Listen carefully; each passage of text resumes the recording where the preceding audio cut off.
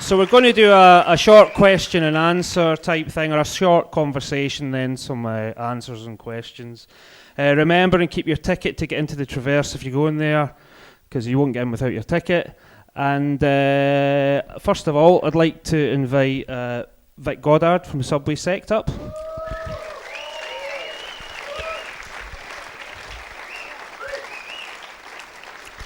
And thank you. Mr. Malcolm Ross from Joseph K, etc.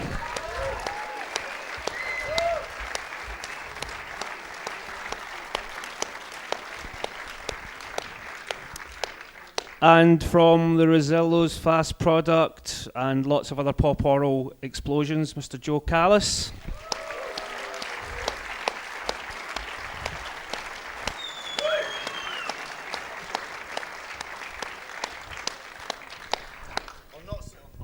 No. And from the Bluebells and the postcard period, Mr. Ken McCluskey.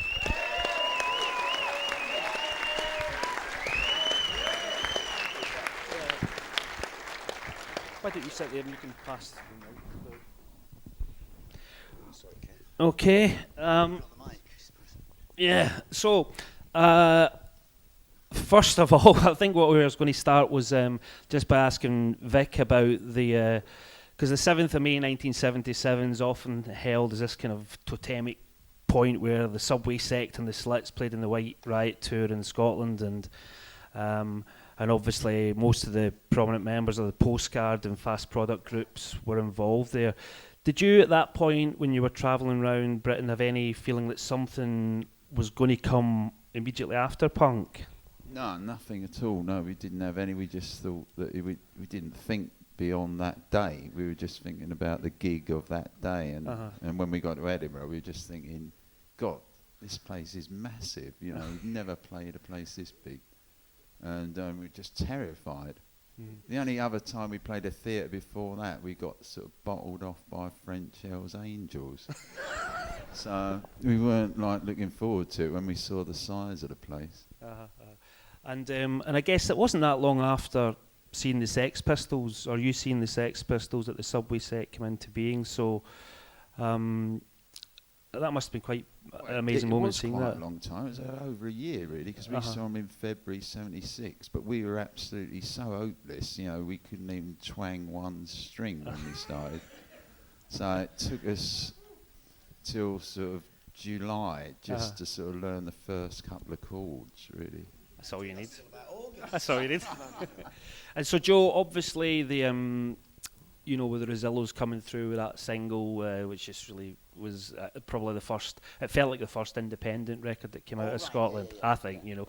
So, and you kind of knew Bob from touring around and the formation of Fast. So how did that feel, just seeing that all emerge in front of you, Fast Product? Well, it kind of all happened sort of organically. I mean, I had a job through my best mate.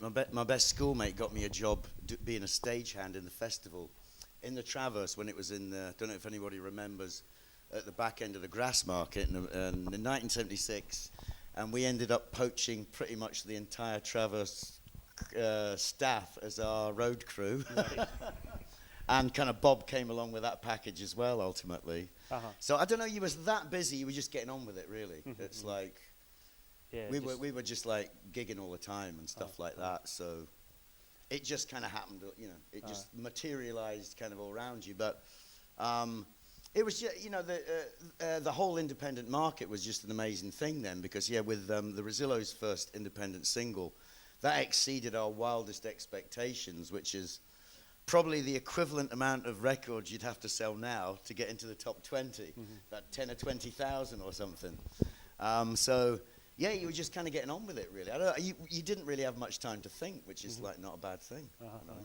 And Malcolm, were you in the audience with? Did you go to that Subway Sect gig as well, or the White Riot Tour? Yeah, I was there. So what did that feel like? I mean, just with, you know, obviously you were all kind of, you know, pretty young kids. Was it quite? Must be quite a pivotal moment. I was quite shocked. I think I'd only seen 2 punk rockers before I went to that concert. I mean, I didn't consider myself to be one at the time. Yeah, but you didn't think we were one, did you?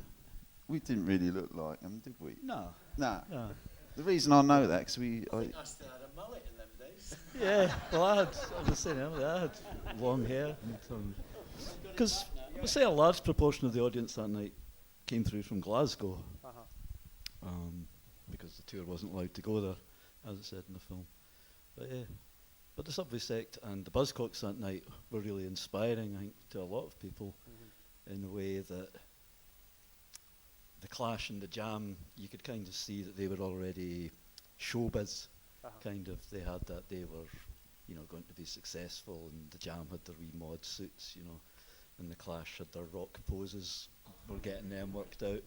Whereas the Subway Sect and the Buzzcocks, did give you that thing, well, we could do something like this. So see, when Joseph K, or TV Art and Joseph K started, gigging, was there a sense that had Fast Products started at that point, and was there an awareness of it for you being in the band? Yeah, well, Bob kind of half mentioned the pub, which was near his and Hillary's flat, the Tap of Lauriston. So I kind of knew Bob and Hillary. I mean, not in a, wouldn't say we were friends, but I knew him from the pub, kind of. But I mean, I never went up to Bob's flat for tea and toast or anything like that. I was never invited. And Ken, obviously in a Glasgow, I suppose Fast Products started and there was an awareness of it, but do you think that film accurately depicts the fact that just a wee bit behind things in Glasgow? Well, I think it's, Glasgow's a bigger city. It's a bigger city. We've also got that big, huge conurbation, which is Motherwell and Hamilton and Bellshill. And most bands actually come from Motherwell and Bellshill and Hamilton, don't actually come from Glasgow. But Glasgow's always the hub. It's always seen as the hub. But you've got about 2 million people there, so it's maybe kind of less conspicuous or something like that. It was still very much real ale or heavy and Afghan coats in Glasgow in 1977, and jeans with patches on them and stuff like that, flares. So it was. But Glasgow was good because if you lived in the suburbs, you used to get battered for having funny hair. So we all moved to Glasgow, and it was a great hub, and it was a wee bit behind. So I think we're maybe Better class of battering. Yeah, well, you got better doing. No, but I think I think we're just a wee bit behind. So that's really when Postcard came about. It was a kind of outlet for everybody. It was a great outlet, and everybody kind of looked up to it. It was a kind of inspirational thing. Because I think